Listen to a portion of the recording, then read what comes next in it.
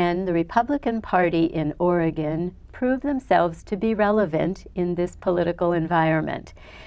What will it take for the Republicans to win a seat, not just at state and local governments and pick up seats there, but send a Republican to Congress? What's it going to take? I'm Patti Milne. This is People, Places, and Politics, and today my guest is Tyler Smith. And Tyler is the owner and managing attorney of the 6-person law firm, Tyler Smith & Associates, Rural Business Attorneys. His firm fights high-profile, politically charged battles against government, the School for the Blind, the 2010 congressional redistricting, the Thousand Flags Traveling Veterans War Memorial, and many other cases. His firm is often asked to protect people from government, draft ballot measures, defend the initiative petition process, and more and more and more. Tyler is the chair of the 5th Congressional District of the Oregon Republican Party and has been the legal counsel of the Oregon Republican Party for the last 4 state chairs. He's also a proud veteran, thank you for your service. Absolutely. And works behind the scenes on many other political campaigns and activist efforts. So Tyler, what is the Republican Party going to do to be relevant? Are we doomed to just sitting on the sidelines? Is the party doing something different here in Oregon than everywhere else in the country when we've just had that fantastic, gigantic Republican sweep all across the country, and yet here in Oregon, the voters appear to like the Democrat control and the liberal agenda that we've had for several years now? Yeah, well, first, thank you for inviting me. It's great to be here with you, Patti, and I really appreciate it. So no, we are not. It certainly was very disheartening in this state to not see the red tidal wave of Republican sweeping across the Cascades into Oregon. But we are not destined for failure. There comes a point in political pendulum that the public comes to an awareness of what's taking place. And I think that you have to be ready and able to capitalize on that public momentum when it hits. And the tidal wave, I think, didn't come over the Cascades and didn't reach Oregon for a wide variety of reasons. But one certainly was that, one, the Republican Party wasn't prepared, but two, the public here is a little bit different. There are things that are different in Oregon. There are things that we've done differently historically, that, for instance, the referendum and initiative petition process. While we love that process, there's a unique aspect to that somewhat lets off steam. It's like a pot of boiling water. If you're boiling spaghetti and you've got a lid on there, there comes a point in time where it all boils over, and that's like a tidal wave. But if you have a pot of tea with a teapot, then sometimes it lets off steam, and it never actually boils all the way over. And so there are nuances that take place that make Oregon a little bit different. But looking forward into the future, we have a lot of big changes coming in the Oregon Republican Party. As an entity, as an organization, a lot of people don't realize that the Oregon Republican Party is not the same thing as the RNC. The National Party is a totally separate entity, which we, as the state, currently we get 3 votes on the Republican National Committee. So that's a totally different entity. And the same thing with as you know, the legislative caucuses, the House caucus and the Senate caucus are different entities and different and separate from us. And so we're putting in plans, and as you know, I'm running for vice chair of the party. We're trying to put in plans. Thank you for stepping up to do that. Thank you. I've been participating and helping for years and years, and I felt that it's time for me to step up, implement some of the ideas that I've been putting forward. And we're trying to put in plans. Right now, I'm the only person that I know that's running for vice chair, so I can, don't feel like I'm giving a sales pitch, but we're trying to put in plans to make the Republican Party much more effective from top to bottom, with alliances with all of the different advocacy groups and all the different groups that are around the state doing great work but are somewhat independent of each other. And that's one of the other nuances with this state. Oregon has a very, very strong union effort and a very, very strong the public employees and a loyal base to their political efforts. They get to, as you know, they get to take the union dues straight out of your paycheck, and it funds their campaigns and funds a lot of the activities that they do that are the Democrat Party.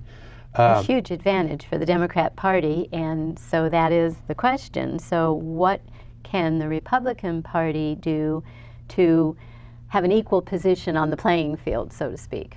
Well, one of the things we're going to start doing is looking at ways, like I said, to integrate all these advocacy groups. There's plenty of money that goes into politics.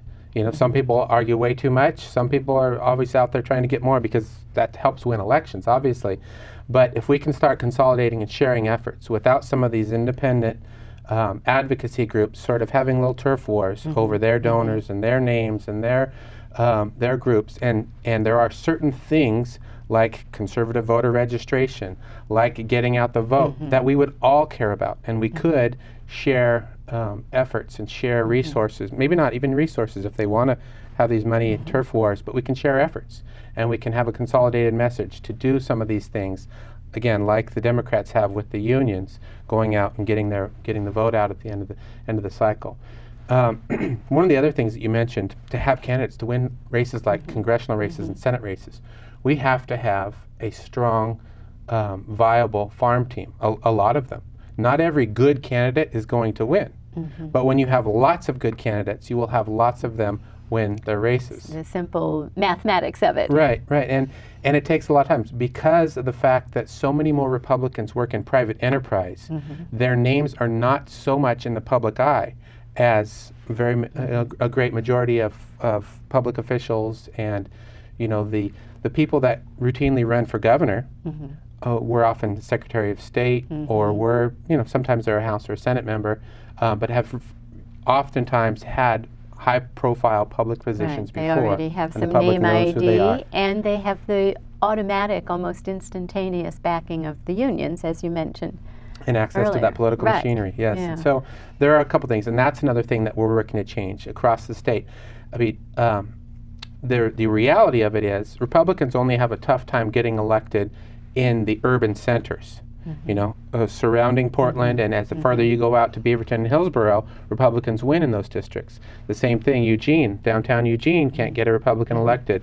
You know, Salem is more of a battleground. You have so many public employees in Salem that, you know, it becomes very hard for anyone to vote in a way that might hurt themselves financially. It becomes very difficult. That's an excellent point, and I became particularly aware of this a couple of years ago, actually, still as a county commissioner, and economic development was one of the areas that I focused on.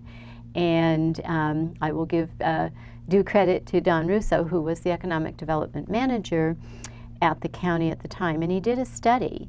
And it was astounding. It was startling, the number of people who live in Marion County and rely on a government paycheck.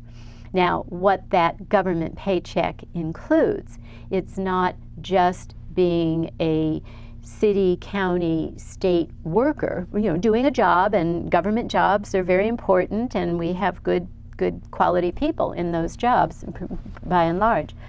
But also, there are a lot of retired people, and so they're getting a pension. It might even be from a government job that they are retired from, but it could be some other retirement paycheck that is somehow related to government service. Maybe it's even military.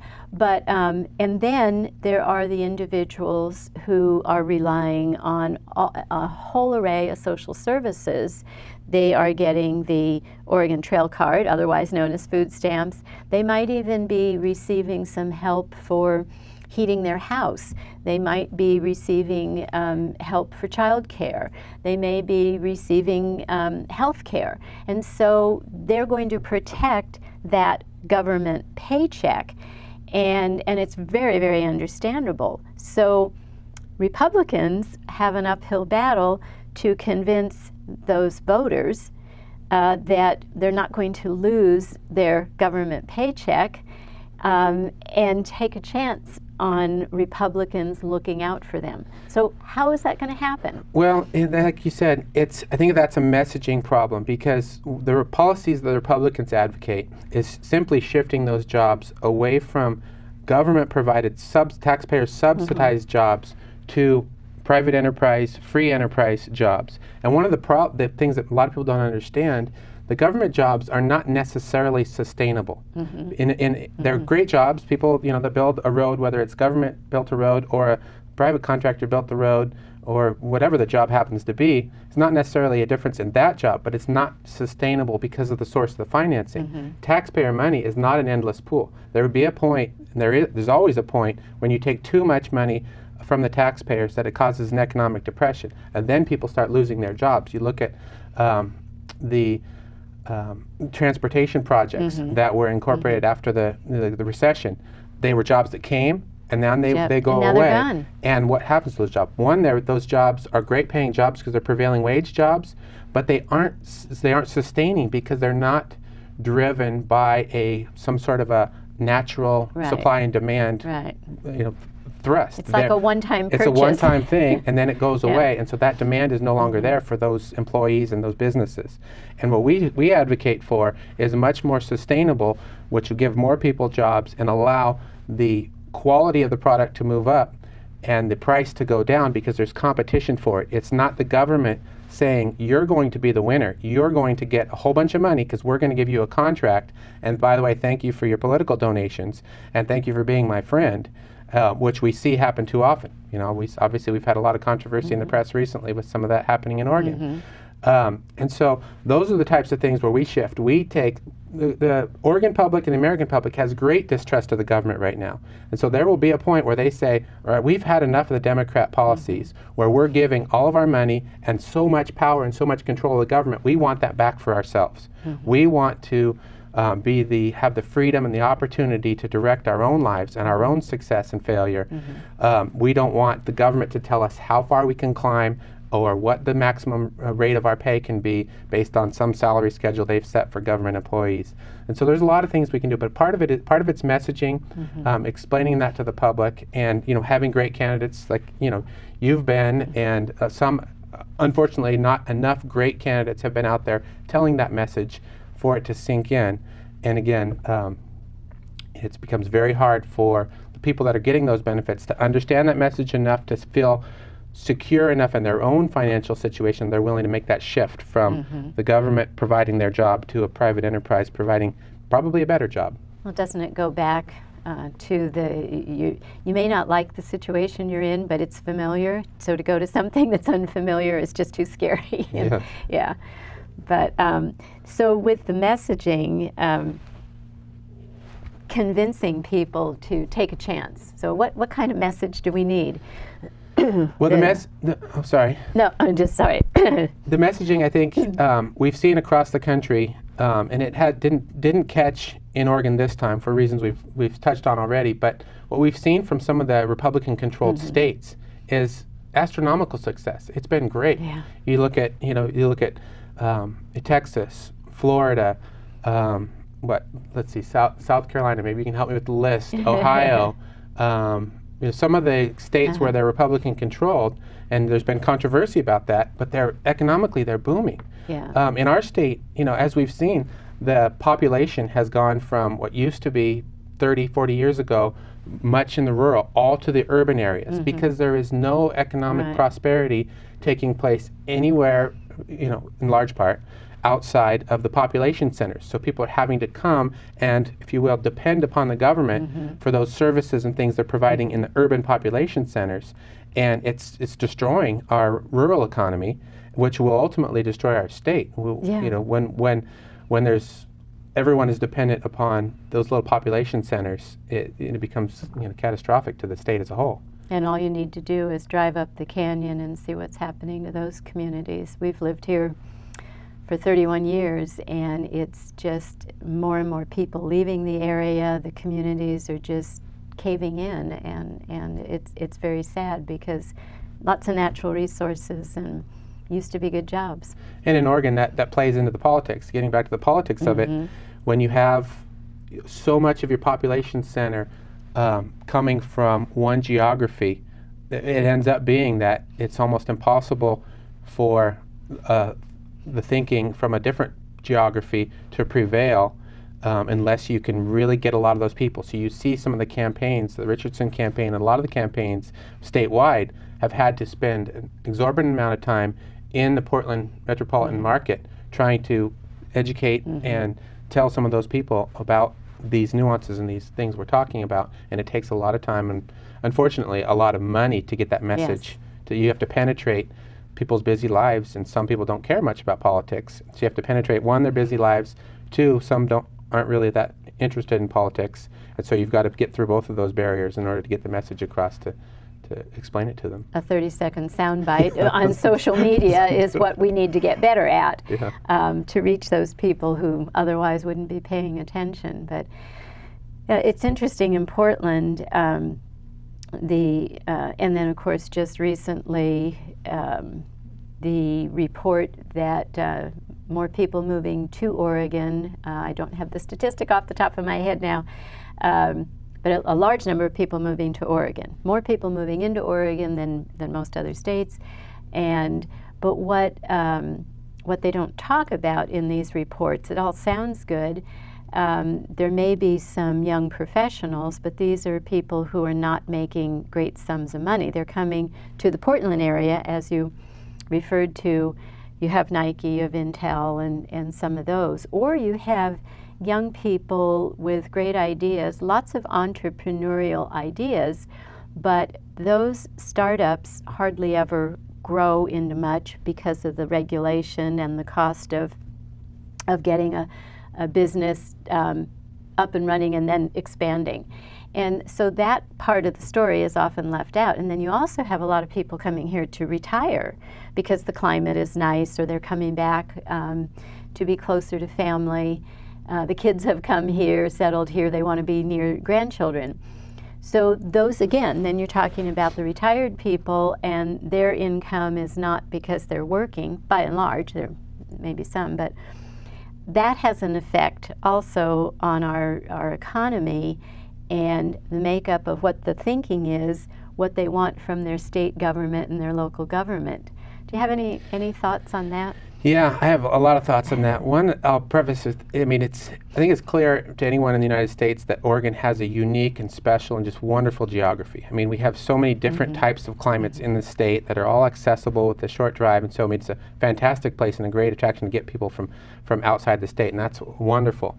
But what I think people come to realize, and I deal with this all the time in my law practice, is when you have an overly aggressive government that's coming in and, I think oftentimes it's abusing those business owners. Somebody, like you said, trying to create a business, trying to serve a need, because ultimately that's what a business does. They say, is there a need? Can I serve you?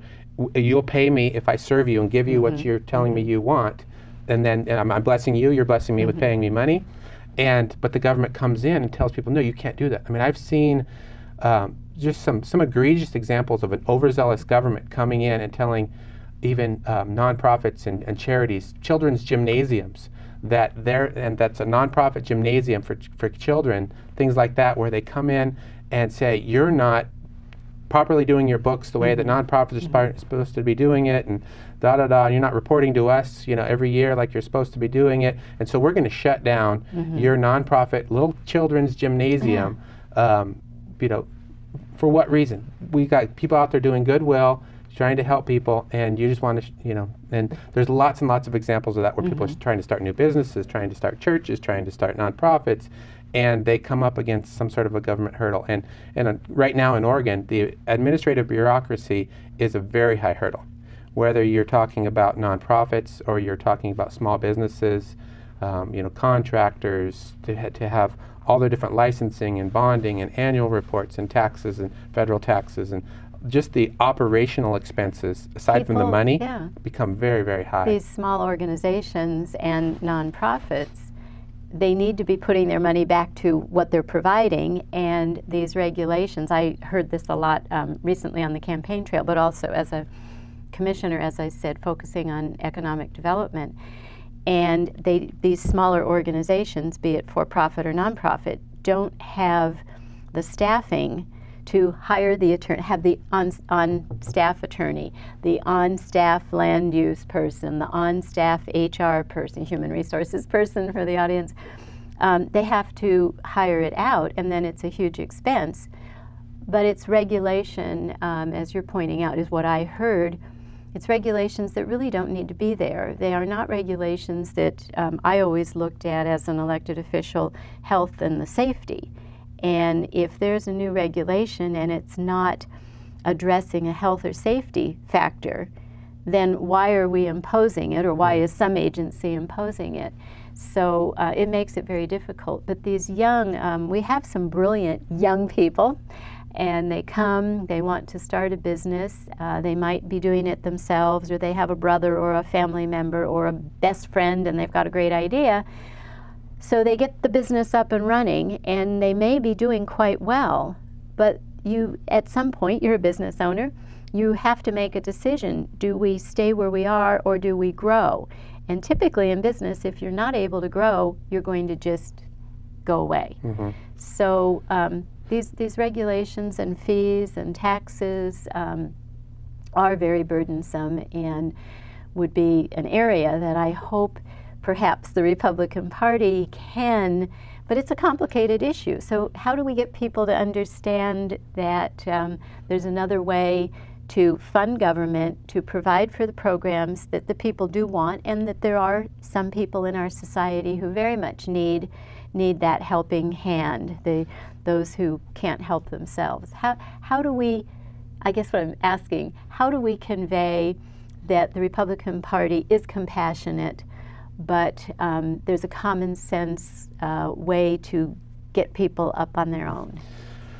Well, the conveyance is obviously an issue-by-issue topic, but what we're trying to do right now is to focus on explaining to people really what the Republican Party would do if we were put in office. If we had control of the governor's office and the House and the Senate, what would we do for people? How would their lives be different? And that's the message that we're trying to develop, so they would realize, any public employee would say, oh, I have most public employees don't even know they have the choice to, or they should have the choice, and we'd like them to have the choice to be able to check off and say, I don't want to give that $300 a month to the union. I'd rather have that money. That would be better for me to use that $300.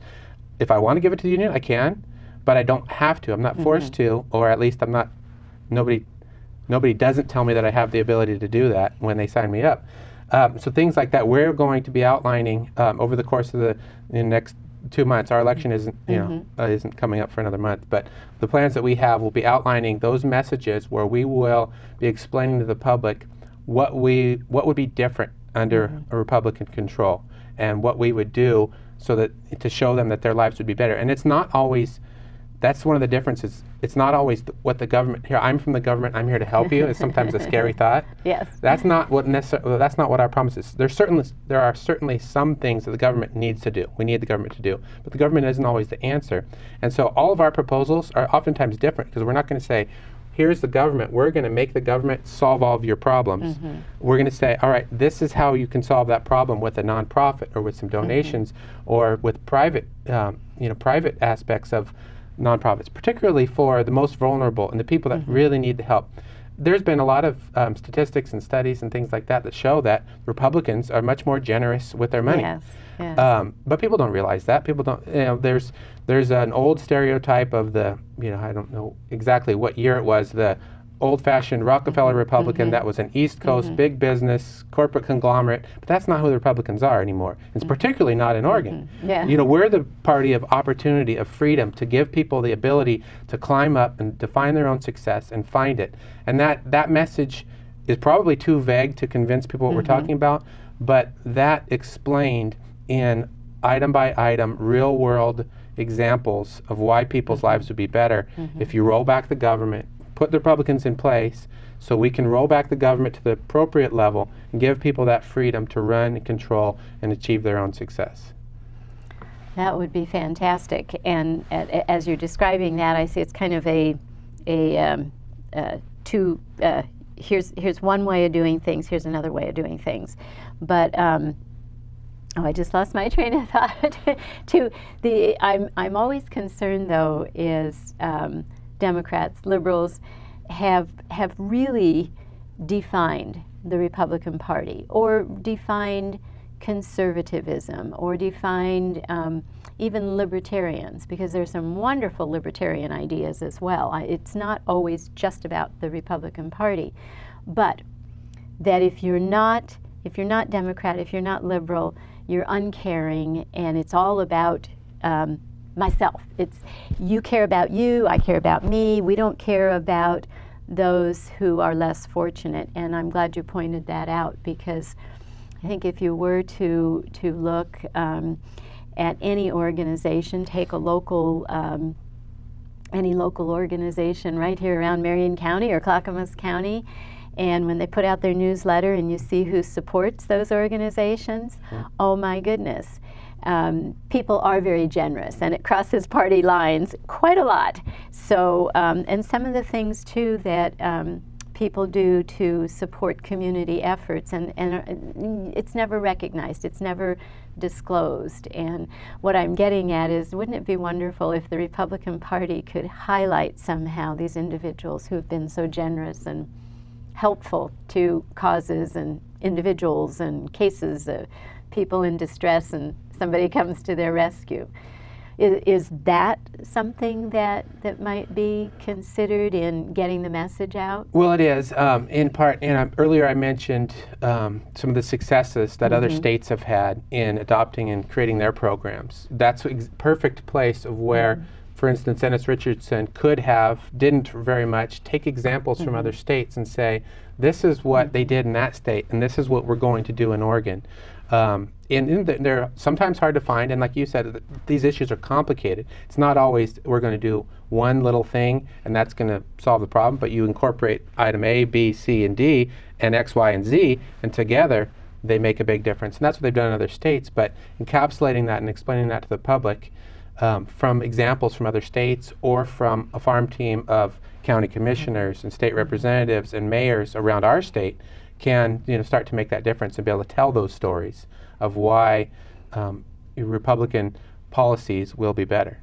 Well, going back to another comment you made, I'm thinking also, I'm a Rotarian, and Rotary is an international organization, and Rotary can actually claim eliminating polio. There's just, in the name of the country, there's just one area around the globe that is still being targeted. Point is, here's a nonprofit organization, has nothing to do with government, does not take any government money, yet just out of the goodness of people's hearts, serving each other. Service above self is the motto. So to allow, to unencumber by the reduction of regulations, I think, I'm piggybacking on what you're saying, that so many good things could be done and so much more could be accomplished without government involvement or government intrusion. And those might be some examples. Well, that's a great point, because there are so many nonprofits and charities and causes and churches that do so much great work, and we think that could be expanded greatly and take care of a lot of the social programs. But for instance, some of the regulations, as you mentioned before, if you have mom and pop that are running some charity or running some organization, it's relatively easier to do it with just 2 or 3 people or a couple of volunteers. But there's a threshold that you get to where you bump up against all the administrative costs of payroll, tax withholdings, all of those types of extra expenses and hurdles to get to the level of where you're doing a lot of really big time good things that most people can't get over. They don't know how to navigate that complex bureaucratic and paperwork obstacle of getting from, hey, we've got a good idea, to we're really big and doing something good, and we'd like to fix that too. Well, this has been such a wonderful, fantastic conversation. Thank you so much, Tyler Smith, for coming and joining me on People, Places, and Politics. But we have run out of time, so you're going to have to come back so we can continue this discussion and talk about all the good things that can happen. Thank you, Patti. Thank you.